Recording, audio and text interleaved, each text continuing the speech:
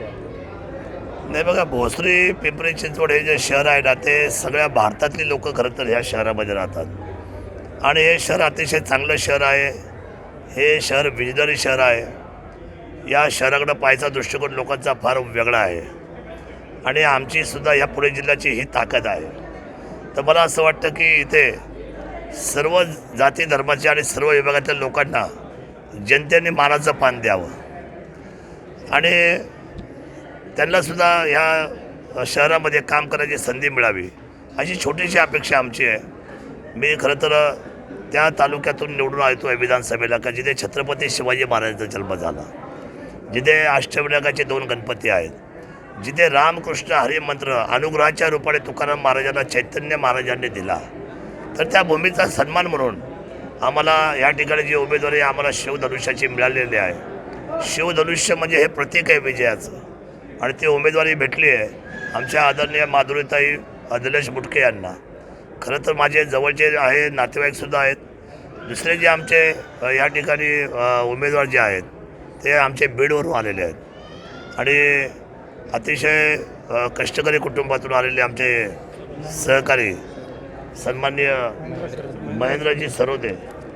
अतिशय साधं व्यक्तिमत्व, एक साधा माणूस आहे आणि बीड जिल्ह्यात तुम्हाला माहिती आहे की तिथं पाण्याचा वणवा आहे. अनेक लोक आपल्या रोजीरोटीसाठी काही पुणा, काही मुंबई, काही बँगलोर, काही दिल्ली असा बीडच्या सर्व लोकांचा कष्टमय प्रवास आहे आणि ह्या व्यक्तिमत्वाचा मी चेहरा पाहिल्यानंतर मला असं वाटतं एक साधारण माणसंसुद्धा बघा, पैशावाली माणसांनी कारभार करणं हा फार मोठी बाब नाही, पण गरिबातून शून्यातून कष्ट करत आलेली जी माणसं आहेत, ज्यांनी पोटाची खळगी पाहिलेली आहे, ज्यांची पोटासाठी या शहरामध्ये उलाढाल झालेली आम्ही पाहिलेली आहे, अशा साध्या साध्या माणसांनी जर ही कमान आपल्या खांद्यावर घेतली तर त्यांना छोट्या छोट्या गृहिणीचं दुःख काय आहे, म्हणजे जी महिला संसार करते तिचं दुःख काय आहे, किंवा जे रहिवासी आहेत, जे स्लम एरियामध्ये आहेत, जे बिल्डिंग्समध्ये आहेत, जे सोसायटीमध्ये आहेत, जे बंगलोमध्ये आहेत, असे सगळ्या कॅटेगरीचे जेवढे काही लोक इथं राहतात त्या लोकांच्या अडचणी ह्या साध्या साध्या लोकांना सहज मिळू शकतात.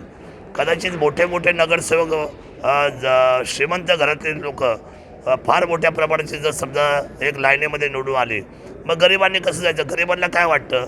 पैशाची दरी वाटते की छोट्या माणसाने मोठ्या माणसाच्या बंगल्याची बिल कशी वाजवायची, त्यांच्या एवढ्या मोठ्या गाड्या, त्यांची असे रेलचल बघून त्यांच्याशी कसं बोलायचं.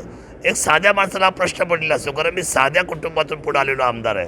त्यामुळे मला असं वाटतं की हे जे कुटुंबातली जी माणसं आहेत आमच्या, तर ही दोन्ही जी माणसं आहेत ही आमची शिवधनुष्यावरची अतिशय साधी आहेत आणि साध्यापणाला विजय मिळू शकतो असं हे भोसरीचं उत्तम उदाहरण या प्रभागामध्ये व्हावं अशी माझ्यासारख्या सर्वसामान्य माणसाची शिवभूमीचा आमदार ह्या नात्याने माझी ही अपेक्षा आहे आणि मला खात्री झालेली आहे. मी इथं खूप लोकांना आज भेटलो आणि अतिशय पॉझिटिव्ह वातावरण आहे. मला खात्री आहे की ही शिवधनुष्याचे आमचे दोन्ही उमेदवार या ठिकाणी उमेदवार विजयी होतील आणि विकासाच्या बाबतीमध्ये आम्ही 5 वर्षाचा एक साचेबंद पद्धतीचा विकास या प्रभागाचा आम्ही करू शकतो आणि ती संधी मिळाली तर हा प्रभाग कसा या पुढे न्यायचा अशा एक पद्धतीची एक वेगळी व्यवस्था आम्ही या PCMCमध्ये ह्या प्रभागाची दाखवू शकतो. खरं तर म्हणजे तसं बघायला गेलं तर प्रभाग क्रमांक 8मधून शिवसेनेचे 2 उमेदवार आहेत. पुढे तसं भारतीय जनता पार्टी आहे, बलाढ्य नेते त्या ठिकाणी, राष्ट्रवादी एकीकडे लढते. असं वाटतंय तुमच्या उमेदवारांना त्या ठिकाणी यश मिळेल? बघा, यश हे जनतेची जादू आहे. जनता जनार्दन आहे. मायबाप जनता जो निर्णय घेईल आणि मला आता खात्री झालेली आहे मायबाप जनता ही स्वाभिमानी आहे.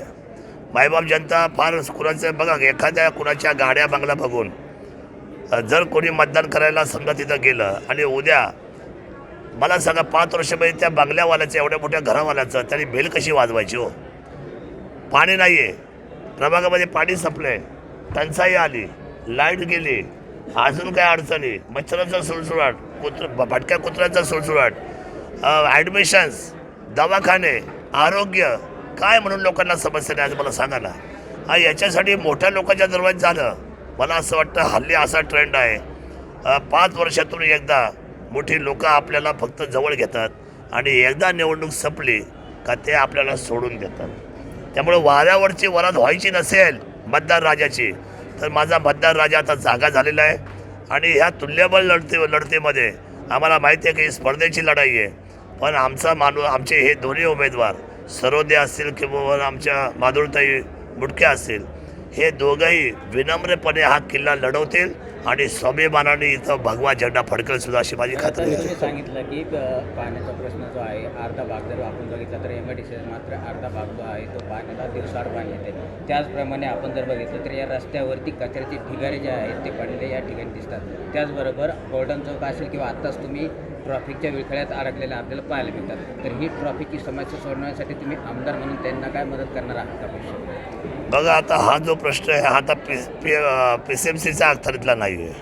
ट्रॅफिक हा विषय राज्य शासनाचा आहे.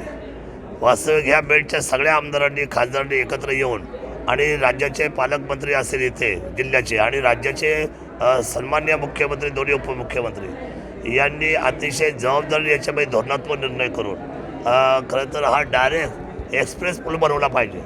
म्हणजे चाकणच्या पुढे तो नेऊन सोडायचा, तिथून ते डायरेक्ट पुन्हा, असा जर त्यांनी एक्सप्रेस पूल जर बनवला तर मला असं वाटतं की ज्या अनेक वर्षाची अडचण आहे तो धोरणात्मक निर्णय घेतला तर ते होऊन जाईल. खरं तर हे PCMCच्या किंवा या नगरसेवकांच्या आवेगाच्या बाहेरचा हा विषय आहे ट्रॅफिकचा. पण लाईट, पाणी, कचरा, नळ, आरोग्य या बाबतीमध्ये गार्डन्स असेल, बगीचे असतील, नारळी पार्क असतील, या सगळ्या बाबतीमध्ये मात्र आमचे उमेदवार 100% प्रभावी काम करतील. कचऱ्याचा विषय असेल, स्वच्छता असेल, याच्यामध्ये सुद्धा प्रभावी काम करतील. आणि काम हेच धोरण असलं पाहिजे आणि विकास हे तोरण असलं पाहिजे आणि त्याच्यावर ही मंडळी काम करतील असा मला विश्वास आहे. दादा, खरं तर तसं बघायला गेलं तर प्रभागामध्ये म्हणजे भारतीय जनता पार्टीकडे जे उमेदवार आहेत त्यांच्याकडून देखील भरमसाठ पैसा या ठिकाणी निवडणुकीमध्ये वापरला जाईल किंवा राष्ट्रवादीकडून या ठिकाणी वापरला जाईल. परंतु कसं पाहता, एकीकडे जनशक्ती विरुद्ध धनशक्ती अशी लढाई होती आहे, कसं पाहता याकडे? काय व्हॅल्यू 5,000चं 5 वर्षामध्ये? मग नागरिकांनी पैसे घेऊन मतदान 5,000चं काय व्हॅल्यू आहे 5 वर्षामध्ये? मला सांगा ना एकदा सर्वांनी, काय व्हॅल्यू आहे 5,000चं? आणि त्या 5,000 देऊन जर समजा तुम्ही मत विकत दिलं किंवा एखाद्या मोठ्या माणसाला टाकलं, असं गृहीत धरा तुम्ही म्हटल्याप्रमाणे, धनशक्ती त्यांना दिलं आणि तो माणूस जर 5 वेळा पण तुमच्या दरवाज्यात जर येऊ शकला नाही, आपण सर्वसामान्य माणूस, तर त्या 5,000चं काय स्वाभिमान राहिला? मला असं वाटतं की निवडणुका या पैशावर होताच कामा नये. आणि पैसा घेऊन मतं द्यायची असेल ना तर तुम्ही आवडीच्या माणसामध्ये की जो आपल्याला सोप्या पद्धतीने मतदान केल्यानंतर भेटेल तो नगरसेवक. जसं माझं उदाहरण आहे, माझ्यासोबत प्रचंड पैसा खर्च झाला, प्रचंड म्हणजे मला तो शब्द आकडा सांगायचा म्हटलं तरी मला भीती वाटते, एवढा पैसा. माझ्याकडे 2 उमेदवार ताकदीचे होते विधानसभेला, प्रचंड पैसा, करोडो रुपये त्याचे आम्हाला, म्हणजे मला म्हणजे अंकस्वाद येता येणार नाही, आम्ही एवढा कधी पैसाच नाही पाहिला.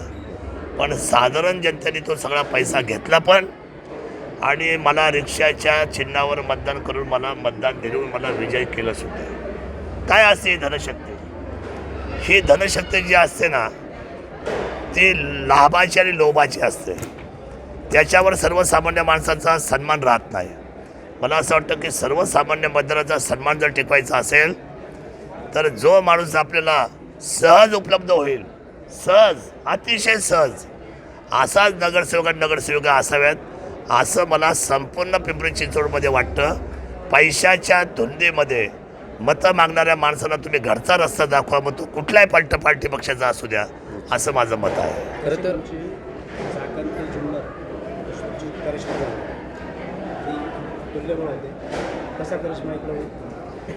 बघा, ह्यावेळेला मी थोडासा ह्या शहरामध्ये यायला उशीर झाला आहे मला, पण जे काय उमेदवार आम्हाला भेटलेत ते आमचे लढतील. आमचा आता चिंचू प्रवेश आहे यावेळेला. चिंचू आम्ही म्हणत नाही की आम्ही पिंपरी चिंचवड महानगरपालिकेवर आम्ही भगवा झेंडा फडकू स्वतंत्र, असं आमचं म्हणणं नाहीच आहे. पण मात्र आमचे हे जे उमेदवार जे आज लढणार आहेत ते आता ग्राउंड तयार करतील यावेळेला आणि ह्यावेळी त्या ग्राउंडवर ते भगवा घेऊन नाचतील. कदाचित विजयाचा, कदाचित काही अल्पमताच्या पराभवाचा, पण मात्र शिवसेना एंटर होईल आणि शिवसेना ही उद्या भविष्यामध्ये नांदी ठरेल.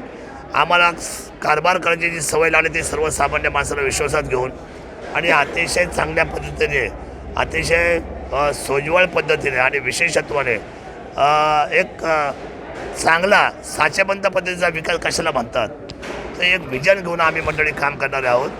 नगर विकास खात्याचे मंत्री आदरणीय एकनाथजी शिंदे साहेब, जेवढी शहरं आपण पाहतो त्या शहराला आकार द्यायचं काम शिंदे साहेबांनी केलेलं आहे. आणि ठीक आहे, आमचं थोडंसं यावेळेला काय झालं की शिवसेनेमध्ये 2 विभाग झाले, आमच्याकडे फाटाफूट झाली, लोकसभेला ती अडचण आमची झाली, विधानसभेला झाली. पण आम्हाला खात्री आहे की भविष्यामध्ये शिवसेना हे दमदार पाऊल टाकेल आणि जो करिश्मा चाकण, खेड, जुन्नर, मंचरला झाला तो करिश्मा नाही ह्या वेळेला समजा आम्हाला करता आला, पण विजय मात्र आम्ही काही नगरसेवकांचा आम्ही 100% घेऊ आणि तोच आमच्या आयुष्यातला इथून पुढचे असलेले नाते ठरेल. एकदा तोरणा घेतला तर औरंगजेब हसले, पहिला तोरणा घेतला तर औरंगजेब हसले आणि गालात म्हटले हा सह्याद्रीचा छुवा आहे, याला मी दोन चिमट्यामध्ये पकडून कधी उचलून फेकून देईल. आणि याने मजल मारली एक माझा तोरणा घ्यायचा, पण तो तोरणा म्हणजे सुरुवात होती. शेवटी 387 किल्ले स्वराज्यामध्ये आले. काय सांगा उद्या काय काळाच्या पोटामध्ये काय त्या ठिकाणी दडलं आहे.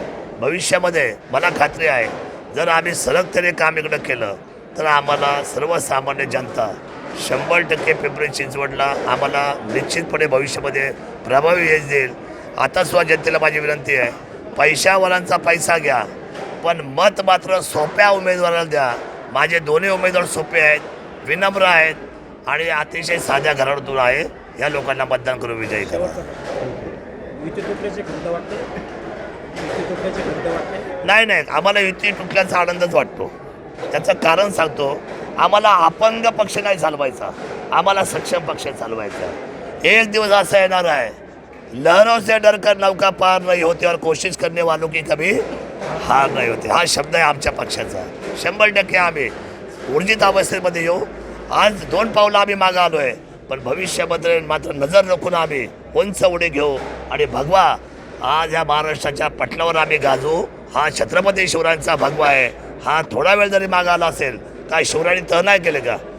शिवाजी महाराजांनी पण अनेक तह केले, पण शिवाजी महाराजांचं स्वराज्यात थांबलं नाही, आटके पार गेलं. आमचा भगवा जरी आज थोडा मागाला असेल, पण मात्र इथून पुढे तो तेवढ्याच ताकदीने पुढे जाईल. युती तुटल्याची बिलकुल सुद्धा वाईट वाटत नाही, उलट आनंद साजरा करतो.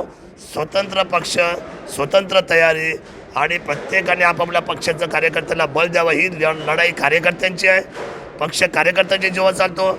स्वयंपूर्ण व्हावं. आम्हाला अपंगत्वाची इथून पुढे लढाई मान्य नाही. जे करावं ते स्वयंपूर्ण करावं अशी आमची भावना आहे. धन्यवाद. सर्वसामान्य माणसाला निवडून द्यावं.